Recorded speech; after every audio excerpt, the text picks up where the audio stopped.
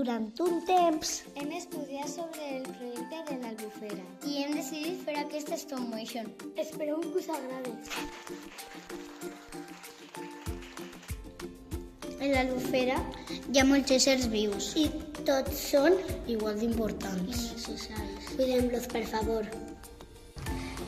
En l'Albufera també ocorre el cicle de l'aigua.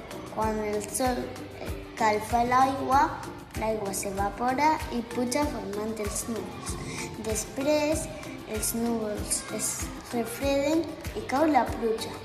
L'aigua de la pluja va als rius, al mar. En gener, febrer, març i abril es prepara el camp per l'arròs. En maig els camps es plenen d'aigua i s'escampen les llavors. De juny a agost està la fase de creixement de la planta, donant lloc a una espiga verdosa que va agafant un to groc.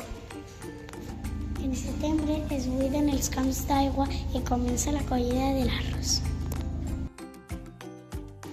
En octubre es crema la palla i l'arròs. En novembre i desembre es inunden els arrossals amb la perellona. Les barraques són cases tradicionals valencianes.